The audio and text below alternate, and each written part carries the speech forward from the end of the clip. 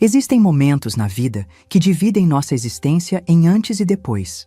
O meu aconteceu num domingo de maio, no jardim da casa que eu havia comprado para meu filho, cercada pela família que eu sustentava, segurando uma xícara de R$ 9,99, enquanto assistia outra mulher receber presentes de R$ 15.000.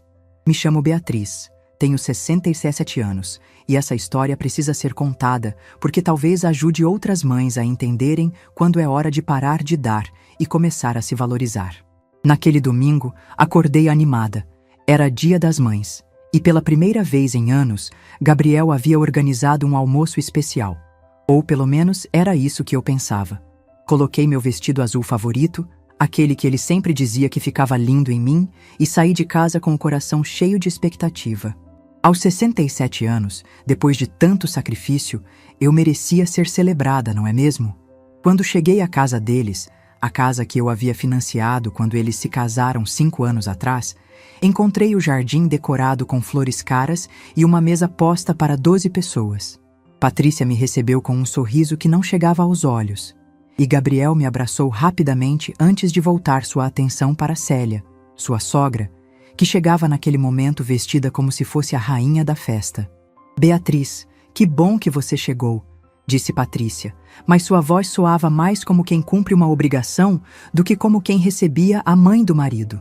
"Sente-se ali", indicou uma cadeira na lateral da mesa, longe da cabeceira onde Célia já estava sendo acomodada como a convidada de honra. Célia usava um vestido verde esmeralda que eu nunca havia visto, claramente caro, e joias que brilhavam sob o sol da tarde. Seus cabelos estavam perfeitamente arrumados, como se tivesse saído de um salão de beleza. Ela me cumprimentou com aquele sorriso falso que eu já conhecia bem. "Oi, Beatriz. Que vestido interessante", disse, e eu percebi o tom de desaprovação disfarçado. Gabriel estava radiante, correndo de um lado para outro, organizando os detalhes do almoço. Ele parecia mais animado do que eu o havia visto em anos. "Mãe, senta aí que já vamos começar", disse ele, indicando minha cadeira sem nem me olhar direito.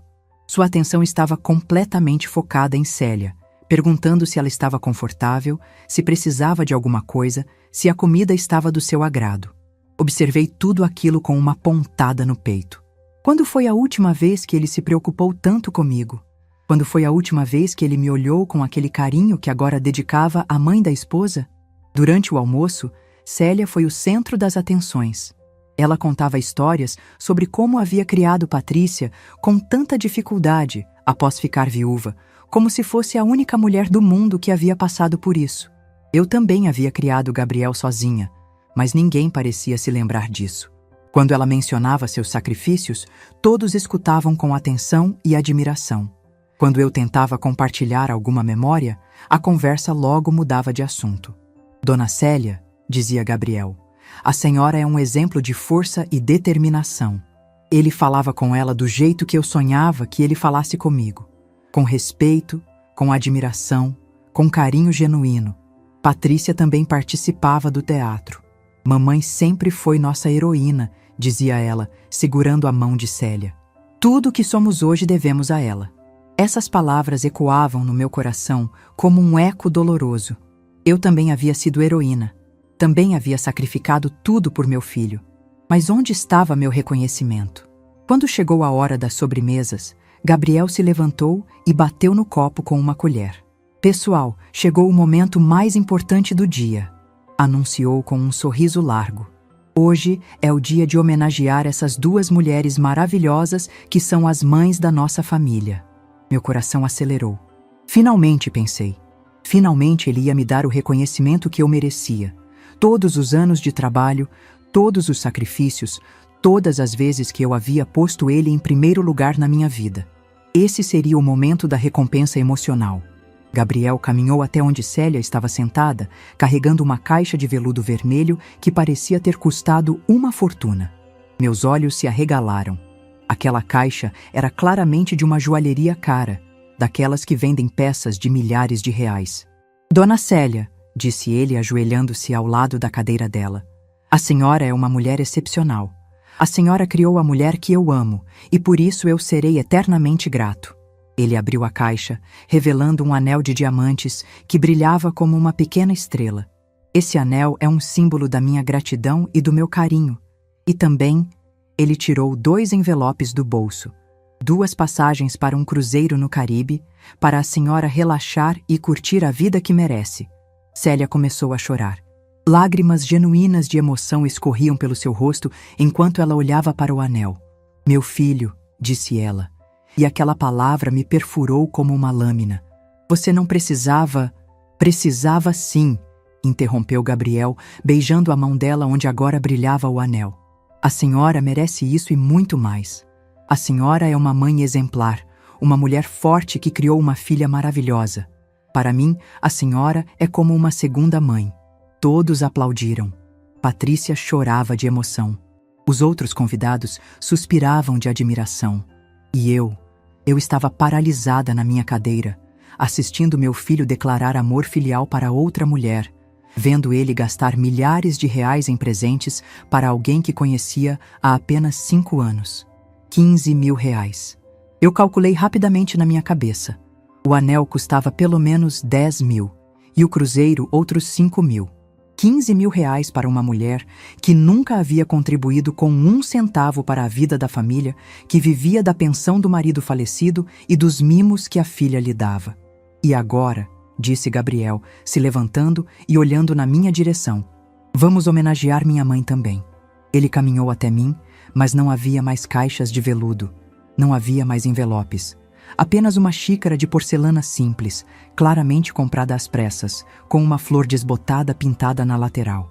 Mãe, disse ele, me entregando a xícara com um sorriso que parecia forçado. Sei que você gosta de chá, espero que goste. Junto com a xícara, ele me deu um pequeno papel dobrado. Feliz Dia das Mães. Segurei a xícara com as mãos tremendo. Era leve, barata. O tipo de presente que se compra em qualquer loja de departamento por menos de 10 reais. Abri o papel.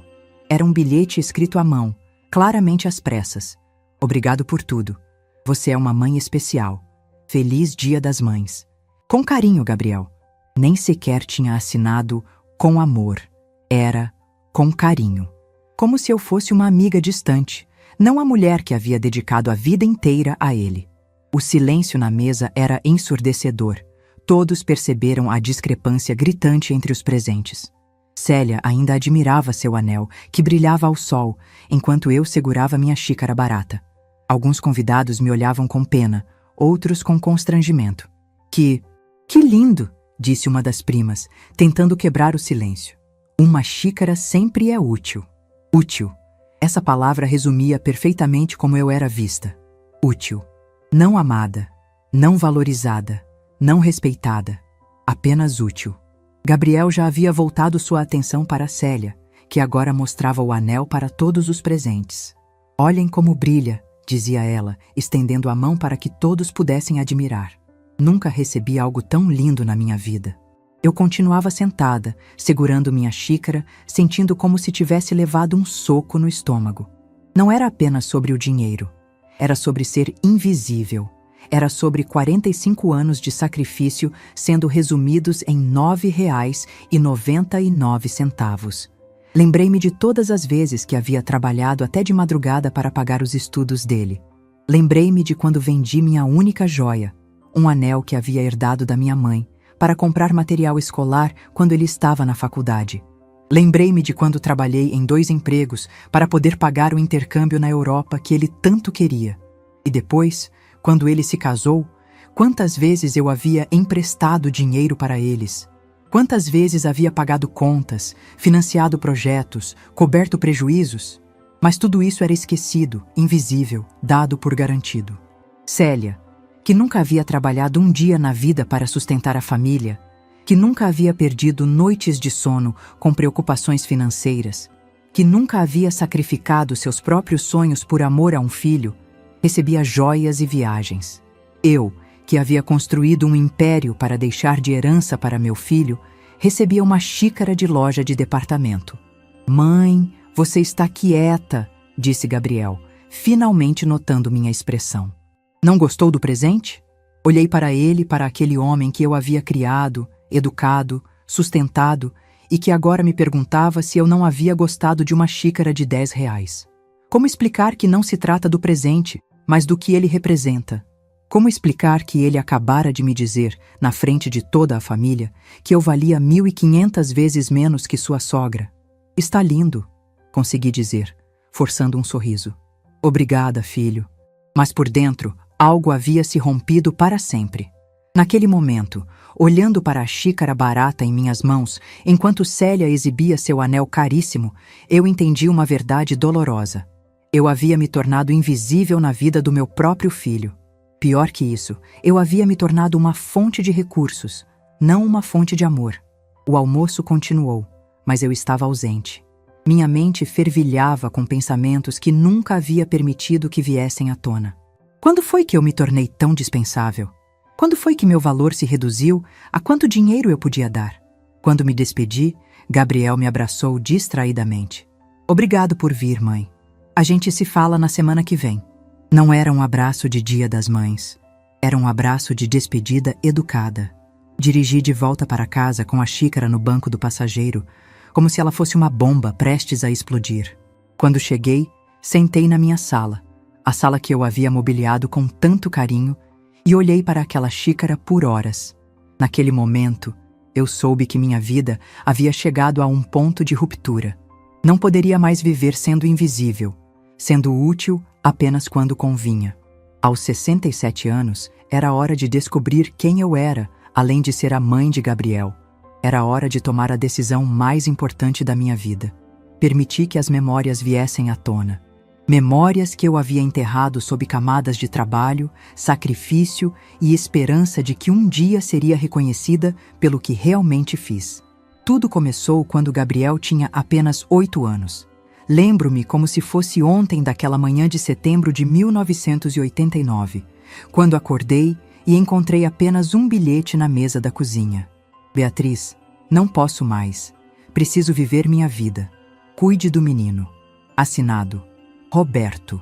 Roberto, meu marido de 10 anos, o pai do meu filho, havia simplesmente desaparecido durante a madrugada. Levou suas roupas, seus documentos e deixou para trás um menino de 8 anos e uma mulher de 31 anos que não tinha a menor ideia de como iria sustentar uma família sozinha. Naquela época, eu trabalhava meio período como costureira em uma pequena confecção. Ganhava pouco, mas era o suficiente para complementar a renda de Roberto. Agora, de repente, era minha única fonte de renda e não chegava nem perto do que precisávamos para sobreviver. Gabriel chorou por semanas perguntando pelo pai. Quando o papai vai voltar, mãe? Essa pergunta me despedaçava por dentro, mas eu sempre respondia: não sei, meu amor, mas a mamãe está aqui e sempre vai estar. Nos primeiros meses, quase perdemos a casa. Roberto havia deixado contas em atraso e eu não sabia nem por onde começar. Lembro-me de uma noite específica, quando Gabriel estava dormindo, e eu estava na cozinha calculando e recalculando as contas em pedaços de papel. Não importava como eu fizesse a matemática. O dinheiro não era suficiente. Foi nessa noite que tomei uma decisão que mudaria nossas vidas para sempre. Peguei minha máquina de costura e comecei a trabalhar em casa, aceitando qualquer serviço de costura que aparecesse. Reformar roupas, fazer bainhas, consertar rasgos. Comecei a trabalhar até às 3 da manhã. Depois levantava às 6 para preparar Gabriel para a escola e ir trabalhar na confecção. Mãe, você não dorme mais? Me perguntou Gabriel uma manhã, vendo-me com os olhos vermelhos de cansaço. Durmo sim, meu amor. A mamãe só está trabalhando um pouquinho mais para a gente ter uma vida melhor. Mas dormir, eu quase não dormia. Foram anos de 3, 4 horas de sono por noite. O negócio de costura em casa começou a crescer. Boca a boca, uma vizinha indicava para outra, e logo eu tinha mais trabalho do que conseguia dar conta. Foi quando percebi que talvez houvesse uma oportunidade ali. Quando Gabriel completou 14 anos, em 1995, eu tinha conseguido juntar dinheiro suficiente para alugar um pequeno espaço comercial. Abri minha primeira loja de costura, Ateliê Beatriz. Era um espaço minúsculo, com apenas 2 máquinas de costura e uma mesa de corte, mas era meu. Mãe, você vai ter uma loja de verdade? Perguntou Gabriel, animado. Vou sim, meu filho. E sabe por quê? Para que você nunca passe necessidade, para que você possa estudar em escola boa, para que você tenha tudo que eu não tive. Nos primeiros anos da loja, eu trabalhava sozinha. Abria às 7 da manhã e fechava às 22 horas. Gabriel passava as tardes na loja, fazendo lição de casa no pequeno escritório que eu havia improvisado nos fundos. Eu o via crescer entre tecidos e linhas, sempre com um livro na mão, sempre estudioso. "Mãe, quando eu crescer, vou te ajudar no negócio", dizia ele. "Vou ser seu sócio." Essas palavras me enchiam de orgulho e esperança. Eu trabalhava não apenas para o presente, mas para construir um futuro que pudéssemos compartilhar. Em 1998, a loja já havia se transformado em uma pequena confecção. Eu havia contratado 3 costureiras e começado a produzir roupas para outras lojas. O negócio crescia, mas minha rotina continuava insana. Eu chegava em casa às 23 horas, exausta, mas sempre com um sorriso para Gabriel. "Como foi a escola hoje, meu amor?", perguntava eu, mesmo depois de um dia de 16 horas de trabalho. "Precisa de ajuda com alguma coisa?" Não importava o quão cansada eu estivesse, Gabriel sempre vinha em primeiro lugar.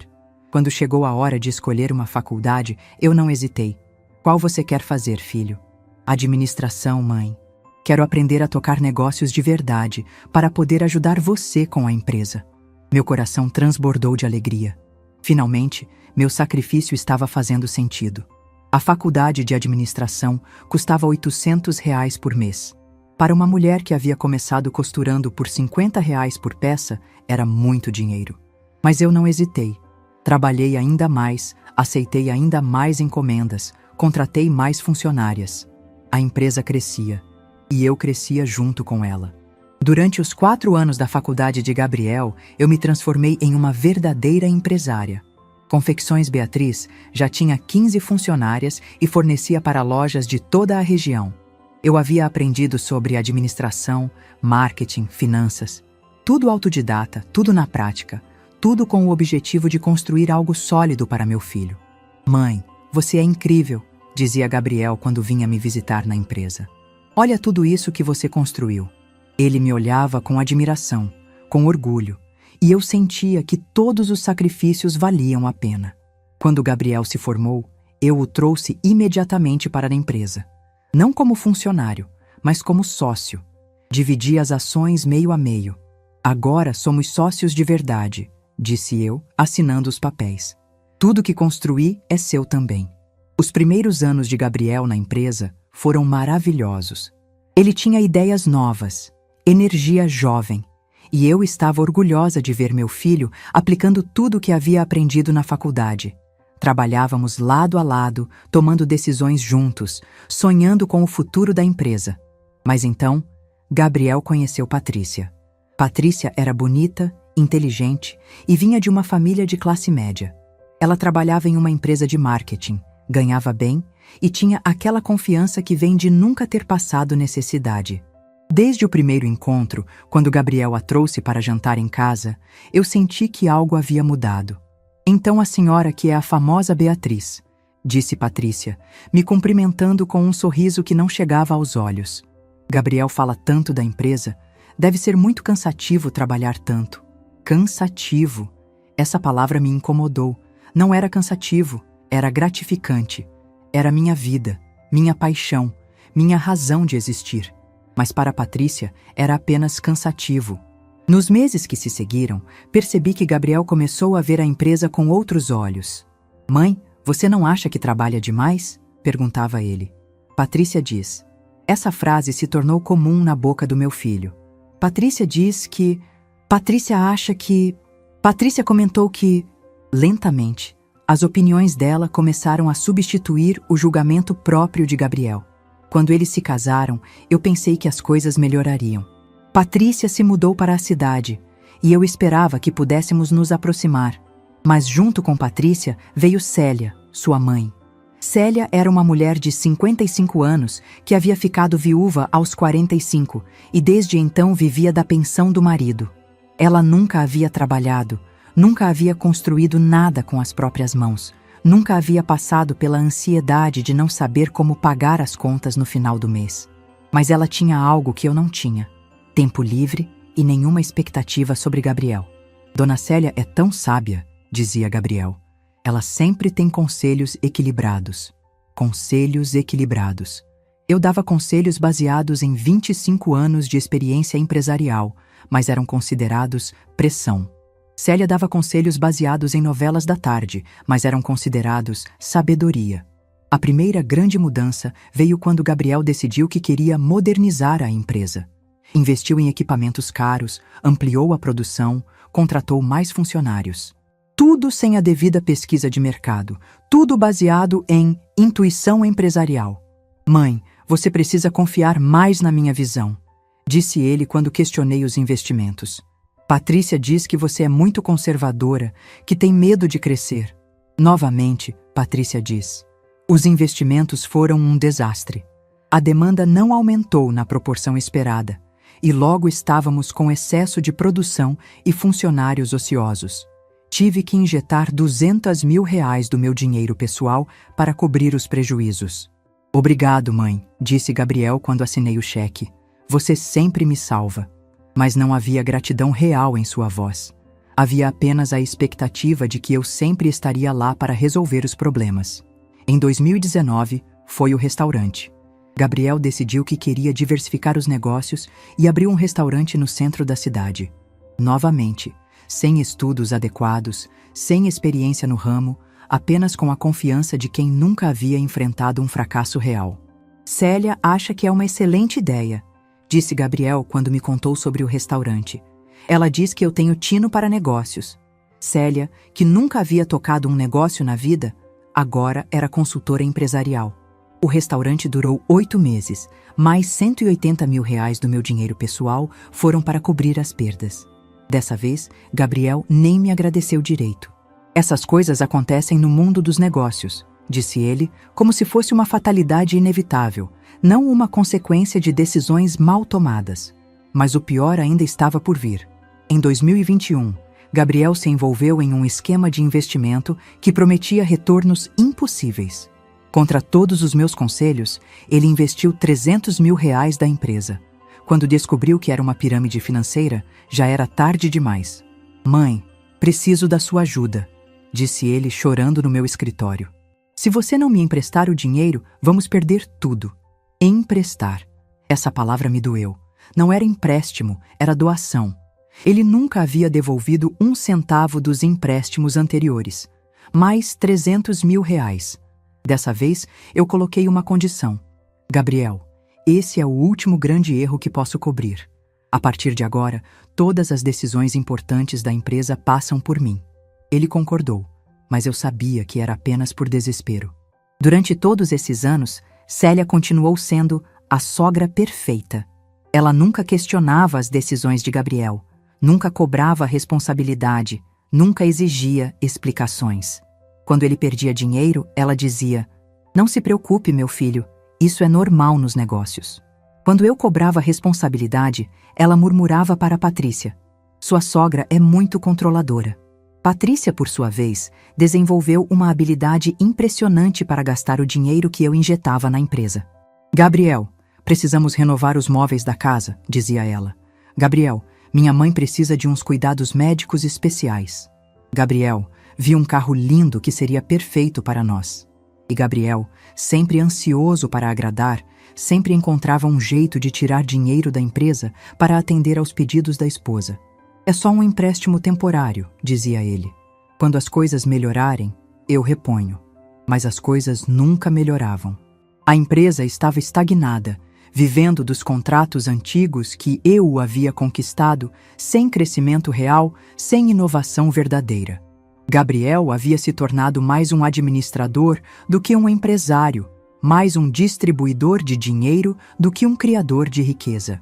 E durante todos esses anos, eu continuava trabalhando como se fosse uma funcionária da minha própria empresa. Chegava primeiro, saía por último, resolvia os problemas mais difíceis, tomava as decisões mais importantes. Mas quem recebia os créditos? Gabriel. Quem era visto como o empresário de sucesso? Gabriel. Quem era admirado por Célia como um homem de negócios? Gabriel. Eu havia me tornado invisível na empresa que eu mesma havia construído. Pior ainda, eu havia me tornado invisível na vida do filho que eu havia criado. Ele só me via quando precisava de dinheiro. Só me procurava quando havia problemas para resolver. Só me valorizava quando eu estava assinando cheques. E foi assim que cheguei naquele Dia das Mães, aos 67 anos, segurando uma xícara de R$ 9,99, finalmente entendendo que havia se tornado um banco ambulante na vida da minha própria família. 35 anos de sacrifício, de trabalho, de dedicação absoluta. 35 anos construindo um império para um filho que agora me via apenas como uma fonte de recursos. Sendo mãe, empresária, provedora, solucionadora de problemas, e a única coisa que eu recebia em troca era uma xícara barata e um bilhete escrito às pressas. Naquela noite, olhando para aquela xícara, eu finalmente entendi que tinha chegado a hora de parar de dar e começar a exigir. Tinha chegado a hora de ser vista, valorizada, respeitada. Ou então, pela primeira vez na minha vida, tinha chegado a hora de dizer não. A segunda-feira, após aquele Dia das Mães, amanheceu diferente. Pela primeira vez em décadas, não senti o peso familiar da responsabilidade sobre meus ombros. Em vez disso, senti uma clareza fria, como se uma venda que cobria meus olhos há anos tivesse finalmente caído. Levantei-me às 6 da manhã, preparei meu café e olhei para aquela xícara de R$ 9,99 que estava na mesa da cozinha. Ela havia se tornado meu despertador silencioso, meu lembrete de que algo precisava mudar. Naquela manhã, em vez de ir direto para a empresa resolver os problemas de sempre, fiz algo que não fazia há anos. Sentei-me na minha mesa de casa e comecei a revisar minha vida. Não os números, não as contas, mas as memórias. As lembranças que eu havia empurrado para o fundo da mente porque doíam demais para serem enfrentadas. Lembrei-me de quando Gabriel tinha 25 anos e me ligou desesperado porque havia perdido todo o dinheiro que eu havia dado para ele começar seu primeiro negócio. "Mãe, eu preciso da sua ajuda", chorava ele no telefone. "Sem você, eu não consigo." Naquela época, essas palavras me enchiam de orgulho. Eu me sentia necessária, importante, imprescindível. Hoje, essas mesmas palavras ecoavam na minha mente com um sabor amargo. Quando foi que preciso da sua ajuda se tornou preciso do seu dinheiro? Quando foi que eu parei de ser mãe para me tornar uma solução financeira ambulante? Peguei uma caixa de sapatos onde guardava todas as fotos antigas da família. Havia uma foto de Gabriel aos 30 anos, no dia em que ele se formou administrador. Naquela foto, ele me olhava com admiração genuína. "Mãe, você é minha heroína", havia dito naquele dia. "Tudo que eu conquistar na vida será por sua causa." Continuei mexendo nas fotos e encontrei uma do casamento dele com Patrícia. Lá estava eu, sorrindo orgulhosa ao lado dos noivos.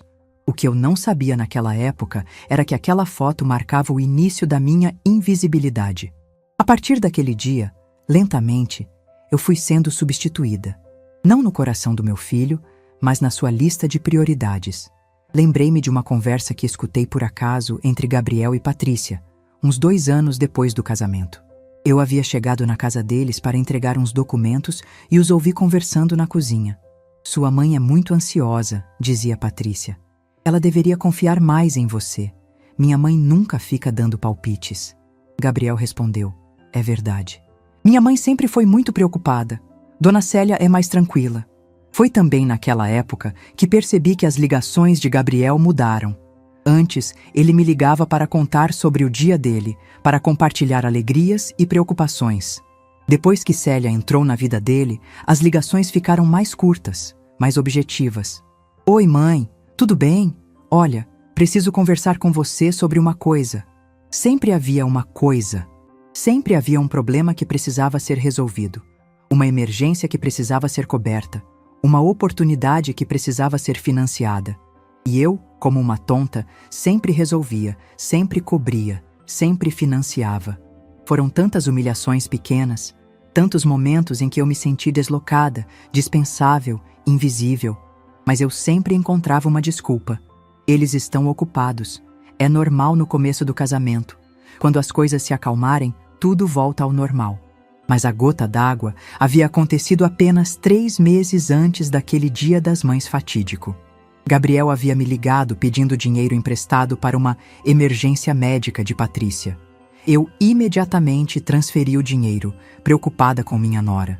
No dia seguinte, descobri que a emergência médica era uma cirurgia plástica. Quando confrontei Gabriel, ele disse: "Mãe, Patrícia estava se sentindo muito mal com a autoestima. Isso é uma questão de saúde mental." Saúde mental. Eu estava financiando cirurgia plástica como tratamento de saúde mental. Sentada na minha mesa naquela segunda-feira, revivendo todas essas memórias, finalmente entendi o que havia acontecido comigo. Eu não havia apenas criado um filho. Eu havia criado um viciado. Viciado em resolver problemas com o dinheiro da mãe. Viciado em não assumir responsabilidades.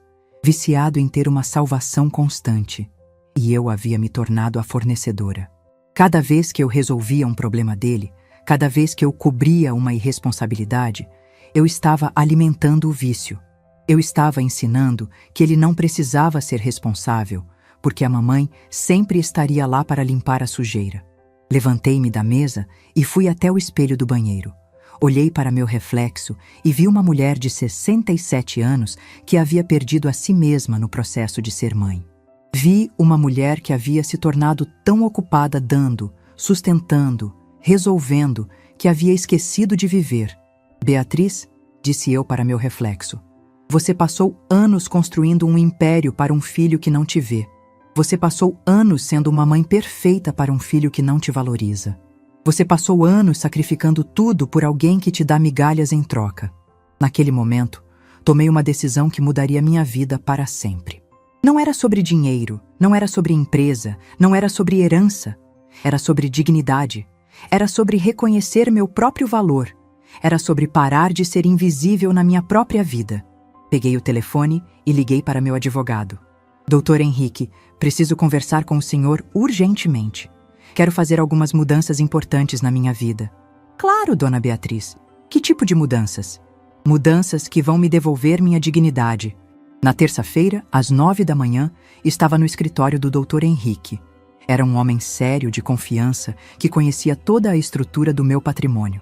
Quando contei sobre minha decisão, ele me olhou por cima dos óculos com uma expressão preocupada. "Dona Beatriz, a senhora tem certeza? Vender a empresa é uma decisão muito radical." "Dr. Henrique, eu nunca tive tanta certeza de alguma coisa na minha vida. Preciso que o senhor prepare todos os documentos para a venda. Quero que seja rápido e definitivo." Ele suspirou e começou a anotar. "Vou preparar os papéis, mas isso vai levar alguns dias. A senhora precisa avisar o Gabriel?" "Não preciso avisar nada. Ele que descubra." Saí do escritório do advogado com uma sensação estranha. Era como se estivesse pulando de um penhasco, sem saber onde ia cair, mas sabendo que qualquer lugar seria melhor do que onde estava. Na quarta-feira, fui ao banco. Não para pedir empréstimo, não para resolver problemas de outros, mas para cuidar de mim mesma. Transferi todo o dinheiro das contas conjuntas para uma conta que apenas eu controlava. Cancelei todos os cartões de crédito adicionais que havia dado para Gabriel e Patrícia ao longo dos anos. A gerente do banco, Dona Márcia, me conhecia há décadas. "Beatriz, está tudo bem? Essas mudanças são muito drásticas." "Está tudo bem, Márcia. Aliás, está tudo bem pela primeira vez em anos." Quinta-feira chegou e Gabriel ainda não sabia de nada. Eu estava em casa, organizando meus documentos pessoais, quando ele ligou. "Mãe, o cartão de crédito da Patrícia foi recusado no supermercado. Você pode verificar o que aconteceu?" "Não foi erro, Gabriel. Eu cancelei todos os cartões." Houve um silêncio do outro lado da linha. "Como assim cancelou?" "Cancelei. Não vou mais pagar as contas de vocês." "Mãe, você está brincando, né?" Patrícia ficou constrangida no supermercado. "Não estou brincando, filho. E sobre o constrangimento, eu sei bem como é. Passei pelo meu no domingo passado." "Que constrangimento? Do que você está falando?" Era incrível. Ele realmente não entendia. "Gabriel, você me humilhou na frente de toda a família. Você deu um anel de 15 mil reais para a Célia e uma xícara de 10 reais para mim. Você achou que eu não senti?" "Mãe, não foi nada disso. Você está exagerando." "Não estou exagerando. Estou reagindo." Desliguei o telefone. 2 horas depois, ele estava na minha porta. Gabriel entrou na minha casa como um furacão. Vinha acompanhado de Patrícia, que estava visivelmente alterada. Beatriz, que loucura é essa? Você cancelou todos os nossos cartões? Não eram seus cartões, Patrícia. Eram meus cartões que vocês usavam. Mas a gente precisa deles. Temos contas para pagar. Então paguem com o dinheiro de vocês. Gabriel se jogou no sofá, passando as mãos pelo cabelo. Mãe, você não pode fazer isso. A gente tem compromissos financeiros. Compromissos que vocês assumiram contando com meu dinheiro, não contando com o trabalho de vocês. Não é verdade, disse Patrícia. A gente sempre trabalhou. Vocês sempre trabalharam, mas sempre gastaram mais do que ganhavam. E sempre contaram comigo para cobrir a diferença.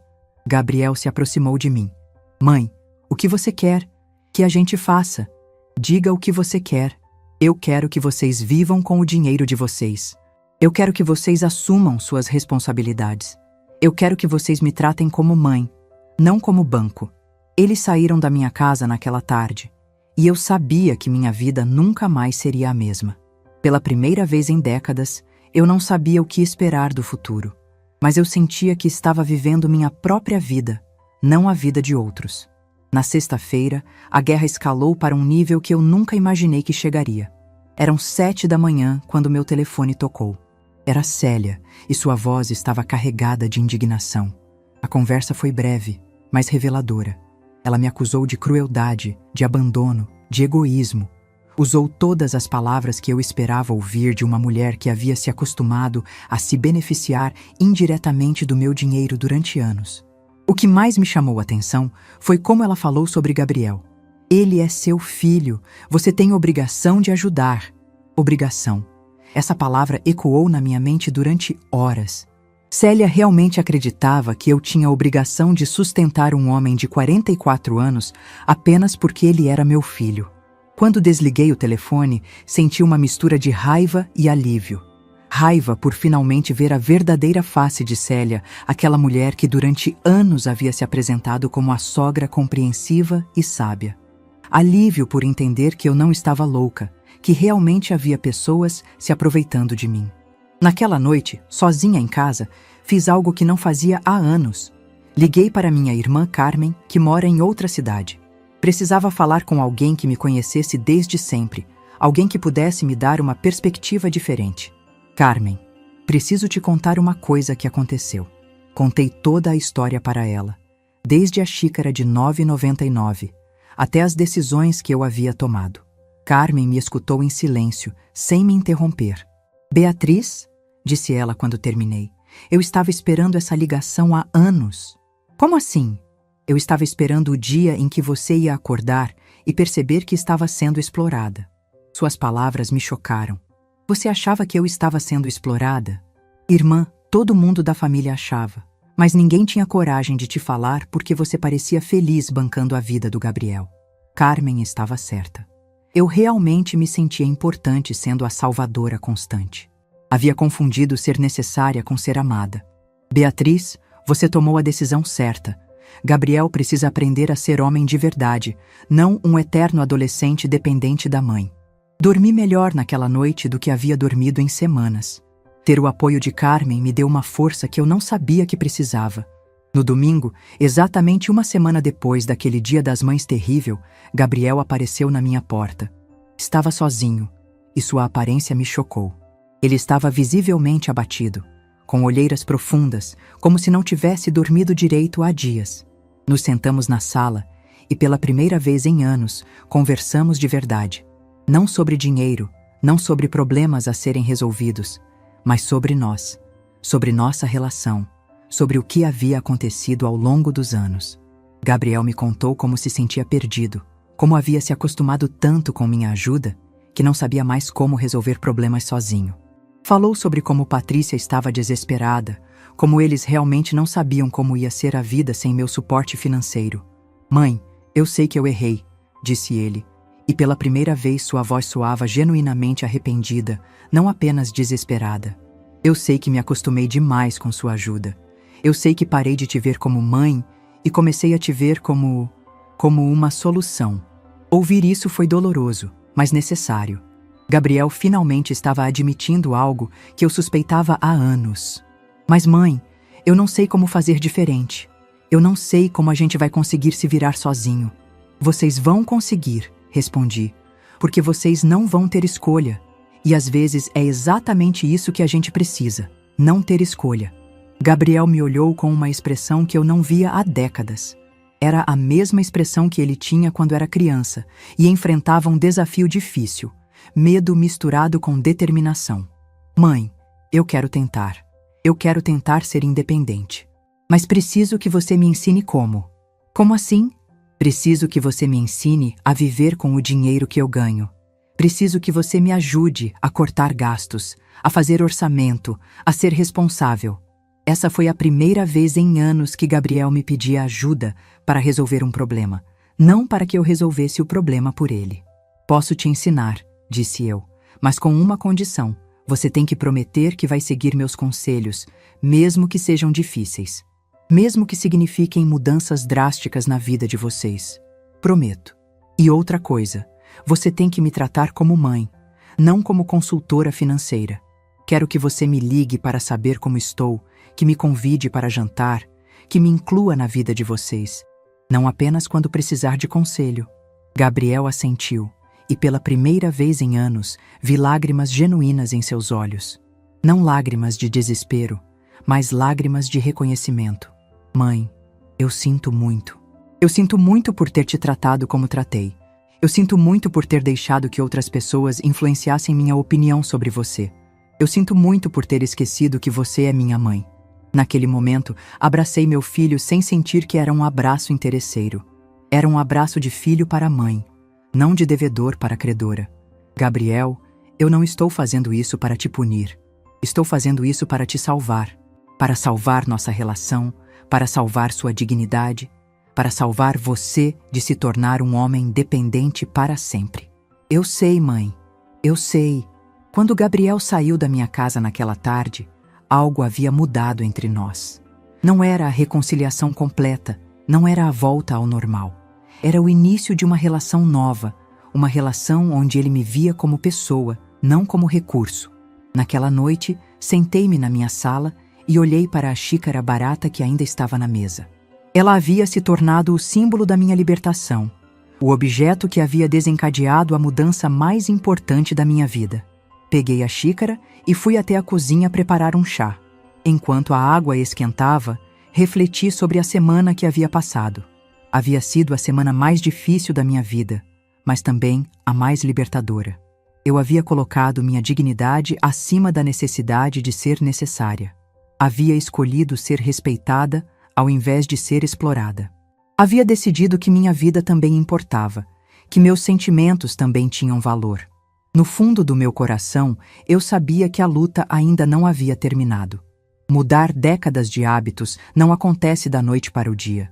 Mas pela primeira vez em anos, eu sentia que tinha uma chance real de ter uma relação saudável com meu filho. Uma relação onde eu era mãe, não banco. Uma relação onde eu era pessoa, não recurso. Uma relação onde eu era vista, não invisível. E isso, para mim, valia mais do que qualquer anel de diamante. 3 meses se passaram desde aquele domingo transformador. 3 meses que mudaram não apenas minha vida, mas a vida de toda a família. Estava sentada na varanda da minha casa nova, uma casa simples na cidade litorânea de Ubatuba, vendo o sol se pôr sobre o mar, quando me dei conta de que pela primeira vez em décadas eu estava vivendo para mim mesma. A decisão de me mudar havia sido espontânea.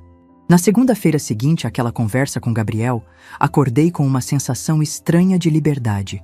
Não tinha mais uma empresa para administrar, não tinha mais problemas financeiros de outros para resolver, não tinha mais que acordar pensando em como salvar alguém de suas próprias irresponsabilidades. Foi nessa segunda-feira que liguei para uma imobiliária em Ubatuba. Havia visitado a cidade uma única vez, anos atrás, em uma viagem de negócios, e me lembrava da sensação de paz que havia sentido caminhando pela praia. Quero comprar uma casa, disse para a corretora. Algo simples, com vista para o mar. A corretora ficou surpresa com minha pressa. Uma semana depois, eu estava assinando a escritura de uma casa de 2 quartos com uma varanda que dava diretamente para o mar. Custou muito menos do que eu esperava. o equivalente a 3 meses do que eu costumava gastar com Gabriel. Pela primeira vez, estava comprando algo apenas para mim, sem pensar em mais ninguém. A mudança foi libertadora. Escolhi apenas os móveis que realmente importavam, apenas as roupas que realmente usava, apenas os objetos que tinham significado real para mim. Deixei para trás décadas de acúmulo material, décadas de coisas compradas para impressionar outros ou para preencher vazios emocionais. Levei comigo apenas 3 coisas que tinham valor sentimental: o álbum de fotos da minha infância, a máquina de costura que havia sido minha companheira durante os primeiros anos de luta e a xícara de R$ 9,99. Sim, a xícara veio comigo. Ela havia se tornado meu símbolo de libertação, meu lembrete diário de que eu tinha valor próprio. Nos primeiros dias em Ubatuba, senti uma estranha sensação de vazio. Não era tristeza, não era arrependimento. Era a sensação de quem havia passado décadas correndo e finalmente havia parado para respirar. Meu telefone quase não tocava. Minha agenda estava vazia. Pela primeira vez em décadas, eu não sabia o que fazer com meu tempo. Foi então que comecei a descobrir quem eu era, além de ser mãe, além de ser empresária, além de ser a solucionadora de problemas de outros. Comecei a fazer coisas que não fazia há anos. Ler livros por prazer, caminhar na praia sem pressa, conversar com estranhos sem objetivo comercial. Conheci Dona Mariana, minha vizinha de 75 anos, uma mulher viúva que havia se mudado para Ubatuba depois de criar 4 filhos. Você vai ver, me disse ela no primeiro dia. Aqui a gente aprende que a vida pode ser simples e feliz ao mesmo tempo. Dona Mariana se tornou minha primeira amiga em décadas. Não uma conhecida de trabalho, não uma mãe de amigo do meu filho, mas uma amiga genuína, alguém que me conhecia pelo que eu era, não pelo que eu podia dar. Nas nossas conversas diárias durante o café da manhã na praia, descobri que Dona Mariana havia passado por uma situação similar à minha. Criei 4 filhos sozinha, me contou. Trabalhei como doméstica durante 30 anos para dar estudo para eles. Quando me aposentei, achei que eles iam cuidar de mim. Mas descobri que eles só me procuravam quando precisavam de babá grátis ou quando queriam que eu cozinhasse para suas festas. E o que você fez? A mesma coisa que você. Disse não. Vim morar aqui e aprendi que posso ser feliz sozinha. Conversar com Dona Mariana me fez perceber que minha situação não era única. Havia milhares de mulheres que haviam se sacrificado pelos filhos e depois descobriam que haviam se tornado invisíveis na própria família. Foi nessa época que recebi a primeira ligação de Gabriel desde minha mudança. Ele havia demorado 2 meses para conseguir meu novo número, e quando finalmente me ligou, sua voz era diferente. Mais madura, mais cansada, mas também mais genuína. Mãe, como você está? Estou preocupado. Ninguém consegue falar com você. Estou bem, Gabriel. Melhor do que estive em anos. Mãe, sobre tudo o que aconteceu, eu queria te pedir desculpas. De verdade. Foi a primeira vez em anos que Gabriel me pediu desculpas sem querer nada em troca. Não estava desesperado, não estava pedindo dinheiro, não estava tentando me convencer a mudar de ideia. Estava simplesmente reconhecendo que havia me tratado mal. Aceito suas desculpas, Gabriel, mas quero que você entenda que não estou fazendo isso para te punir. Estou fazendo isso para nós dois. Eu sei, mãe. Eu entendo agora. Ele me contou como havia sido difícil nos primeiros meses. Eles haviam tido que vender a casa cara e se mudar para um apartamento menor. Patrícia havia tido que voltar a trabalhar em tempo integral. Eles haviam cortado gastos drasticamente, cancelado planos, mudado completamente o estilo de vida. Foi muito difícil no começo, admitiu Gabriel. Patrícia chorou muito. Eu também. Mas sabe de uma coisa? Pela primeira vez em anos eu me sinto como um homem de verdade. Eu estou pagando minhas próprias contas, resolvendo meus próprios problemas. Ouvir isso me encheu de orgulho. Não o orgulho de quem resolve problemas alheios, mas o orgulho de quem vê um filho crescer e se tornar realmente adulto. E a Patrícia? Como ela está lidando com tudo? No começo ela ficou muito revoltada. Falava que você havia sido cruel, que você havia nos abandonado.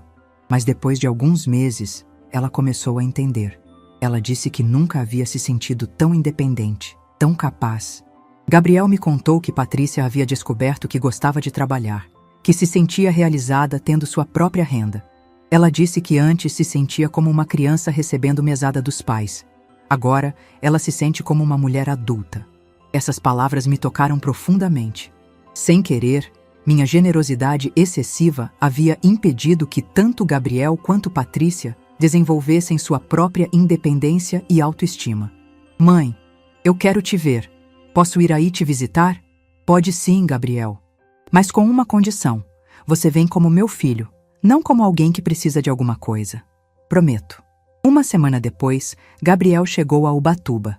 Quando o vi descendo do ônibus na rodoviária, quase não o reconheci. Estava mais magro, mais bronzeado, com uma aparência mais simples. Não usava roupas caras, não dirigia carro importado, mas havia algo em seus olhos que eu não via há anos. Dignidade. Passamos 3 dias juntos e foram os melhores dias que tivemos em décadas. Não falamos sobre dinheiro, não falamos sobre problemas, não falamos sobre o passado. Conversamos sobre a vida, sobre sonhos, sobre o futuro que ele estava construindo com suas próprias mãos.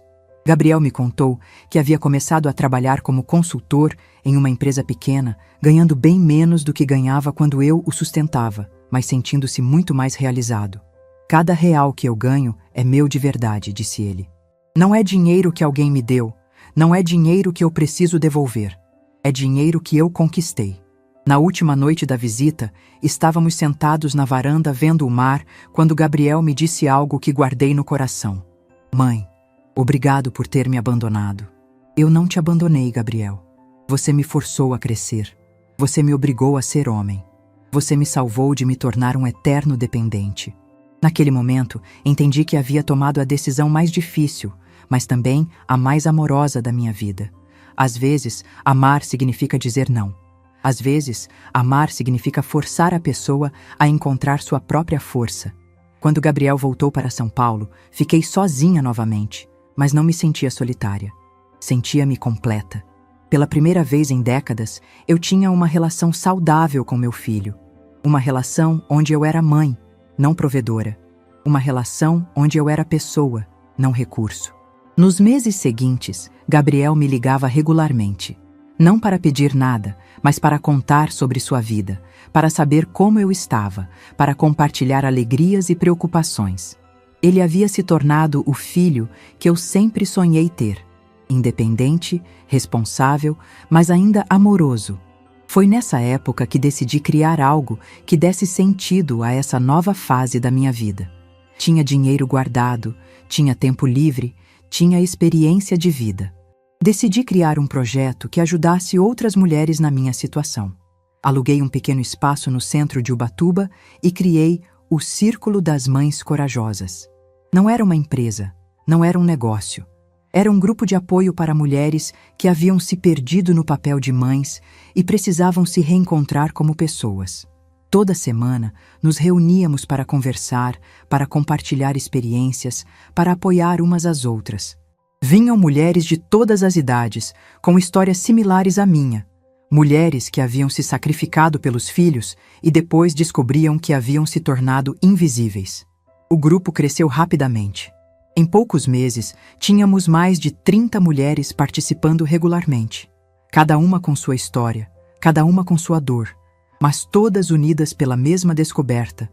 É possível recomeçar aos 60, aos 70 anos. É possível se redescobrir depois de décadas perdidas. Uma das participantes que mais me marcou foi Dona Rosa, uma mulher de 72 anos que havia criado 6 filhos sozinha. Eu achava que meu valor estava em quanto eu podia dar para eles, me disse ela. Você me ensinou que meu valor está em quem eu sou, não no que eu faço pelos outros. Essas palavras resumiam tudo que eu havia aprendido naqueles meses. Meu valor não estava no dinheiro que eu dava, nos problemas que eu resolvia, nos sacrifícios que eu fazia. Meu valor estava em ser Beatriz, uma mulher forte, inteligente, capaz, que merecia ser vista, respeitada e amada pelo que era, não pelo que podia dar. Aos poucos, minha casa em Ubatuba se tornou um refúgio não apenas para mim, mas para todas as mulheres que precisavam redescobrir seu próprio valor. E eu finalmente entendi que minha verdadeira missão na vida não era ser a mãe perfeita, mas ser uma mulher inteira, completa, feliz consigo mesma. 1 ano depois daquele Dia das Mães que mudou minha vida, maio chegou novamente. Mas desta vez eu estava pronta para ele. Não com ansiedade, não com expectativas feridas, mas com uma serenidade que nunca havia experimentado antes. Estava regando minhas plantas na varanda quando meu telefone tocou. Era Gabriel, e sua voz carregava uma animação que eu não escutava há anos. Mãe, posso ir aí te visitar no fim de semana? Quero te dar seu presente de Dia das Mães pessoalmente. Presente? Me surpreendi. Gabriel, você não precisa me dar presente. Eu sei que não preciso. Eu quero. Havia uma diferença sutil, mas fundamental nessas palavras. Ele não estava dando um presente por obrigação, por culpa ou para conseguir algo em troca. Ele queria dar. Gabriel chegou no sábado à tarde, trazendo consigo uma energia diferente. Estava acompanhado de Patrícia. Quando desceram do carro, um carro usado, simples, mas bem cuidado, vi uma família que havia aprendido a viver com dignidade. Patrícia me cumprimentou com um carinho genuíno que eu não sentia há anos. Beatriz, você está linda. Essa vida no litoral te fez bem. Era verdade. Eu estava diferente. Mais relaxada, mais bronzeada, mais leve. Havia perdido alguns quilos, não por dieta, mas por ansiedade que havia desaparecido. Dormia melhor, sorria mais, me sentia mais jovem aos 68 anos do que me sentia aos 60. Preparei um almoço simples, peixe grelhado, salada, arroz. Comida caseira, sem luxos, mas feita com carinho. Durante a refeição, observei como eles interagiam. Havia uma harmonia na família que eu não via antes. Não era a harmonia artificial de quem tem dinheiro para resolver todos os problemas, mas a harmonia real de quem aprendeu a viver dentro de suas possibilidades. Mãe, disse Gabriel durante a sobremesa, eu quero te contar uma coisa. Patrícia e eu estamos esperando um bebê. Meu coração se encheu de alegria. Que maravilha! Parabéns! Patrícia completou. Beatriz, eu quero que você saiba que entendo agora o que você fez. Você não nos abandonou. Você nos ensinou a ser independentes. Essas palavras me emocionaram profundamente. Patrícia havia se transformado de uma mulher que achava que merecia uma vida cara para uma mulher que entendia o valor da independência. E tem mais, disse Gabriel. Nós estamos economizando dinheiro. Pela primeira vez na vida, estamos conseguindo guardar dinheiro todo mês. Para quê? Para comprar uma casa pequena. Uma casa que a gente possa pagar com o nosso próprio dinheiro, sem empréstimo, sem ajuda de ninguém. A transformação deles me encheu de orgulho. Não o orgulho de quem resolve problemas alheios, mas o orgulho de quem vê pessoas que ama crescendo e se tornando melhores. No final da tarde, Gabriel me chamou para uma caminhada na praia. Mãe, disse ele finalmente, eu quero te pedir perdão. Não apenas pelas palavras, mas pelas atitudes. Eu quero que você saiba que você não criou um filho ingrato. Você criou um filho que demorou para amadurecer, mas que finalmente entendeu o valor de tudo que você fez. Gabriel, você não precisa se desculpar mais. Você já mostrou que mudou. Preciso sim. Preciso porque durante anos eu te tratei como se você existisse apenas para me servir. Preciso porque eu fiz você se sentir invisível na sua própria família. Paramos de caminhar e nos sentamos em uma pedra de frente para o mar. Gabriel tirou uma pequena caixa do bolso. Mãe, esse é seu presente de Dia das Mães. Não é caro, não é luxuoso, mas é verdadeiro. Abri a caixa e encontrei um pequeno pingente de prata com uma inscrição. Para a mulher que me ensinou a ser homem, com amor e gratidão, Gabriel. Segurei o pingente com as mãos tremendo. Não por causa do valor monetário, mas por causa do valor emocional.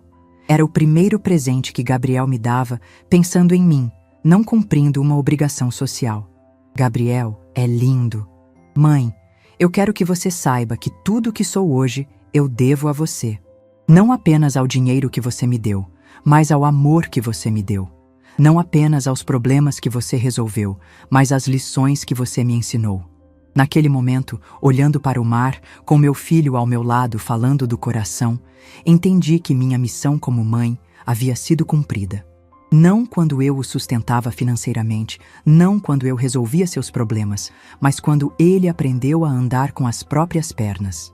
Gabriel, você quer saber uma coisa? Aquela xícara foi o presente mais importante que você me deu. Como assim? Porque foi ela que me acordou. Foi ela que me fez entender que eu merecia mais. Foi ela que me deu coragem para mudar minha vida. Gabriel sorriu. Então ela serviu para alguma coisa. Serviu para me libertar. Voltamos para casa quando o sol estava se pondo. Passamos a noite conversando, dividindo memórias boas do passado. Pela primeira vez em anos, me senti parte de uma família de verdade, não apenas a patrocinadora de uma família. No domingo de manhã, antes de eles voltarem para São Paulo, Gabriel me entregou uma carta. Mãe, eu escrevi isso para você. Quero que você leia depois que a gente for embora. Quando eles partiram, sentei-me na varanda com a carta nas mãos. Estava escrita à mão, com a caligrafia cuidadosa de quem queria que cada palavra fosse importante. Querida mãe, durante 44 anos, eu achei que você existia para me servir. Achei que seu papel era resolver meus problemas, pagar minhas contas, me salvar de meus erros. Nunca me perguntei como você se sentia. Nunca me preocupei se você estava feliz. Nunca pensei que você também tinha direito a uma vida própria. Você me criou tão bem que eu me tornei um homem que acreditava que merecia tudo sem ter que dar nada em troca. Hoje eu entendo que você não foi apenas minha mãe. Você foi minha heroína, minha inspiração, minha salvadora. Mas mais importante que isso, você foi a mulher corajosa que teve força para me forçar a crescer quando eu já estava velho demais para ser mimado. Obrigado por ter me abandonado quando eu mais precisava. Obrigado por ter escolhido sua dignidade quando eu não conseguia escolher a minha. Obrigado por ter me ensinado que amor verdadeiro às vezes significa dizer não. Você não é apenas minha mãe. Você é minha professora da vida, minha exemplo de coragem, minha inspiração de dignidade. Eu te amo não pelo que você pode me dar, mas pelo que você é. E o que você é extraordinário. Seu filho que finalmente aprendeu a ser homem, Gabriel. Chorei lendo aquela carta. Chorei de alívio, de alegria, de gratidão. Chorei porque finalmente meu filho me via como eu realmente era, não como eu podia ser útil para ele. Hoje, tenho uma vida que nunca imaginei possível. Tenho uma casa simples, mas é minha. Tenho amigos verdadeiros que me amam pelo que sou, não pelo que posso dar. Tenho um trabalho que me realiza, ajudando outras mulheres a se redescobrir. E mais importante, tenho um filho que me ama de verdade, que me respeita, que me inclui em sua vida não por obrigação, mas por escolha. A xícara ainda está na minha cozinha. Uso ela toda manhã para tomar meu café enquanto vejo o sol nascer sobre o mar. Ela me lembra todos os dias que, às vezes, os presentes mais baratos são os mais valiosos, porque nos ensinam lições que não têm preço. Aprendi que não precisamos de permissão para viver nossa própria vida. Aprendi que dignidade vale mais que conveniência. Aprendi que amor verdadeiro às vezes significa ter coragem de dizer não. E aprendi que nunca é tarde demais para recomeçar, para se redescobrir, para escolher a felicidade. Se essa história tocou seu coração, deixe seu like, se inscreva no canal e comente aqui embaixo. No meu lugar, o que você faria? Sua mensagem pode iluminar o dia de alguém.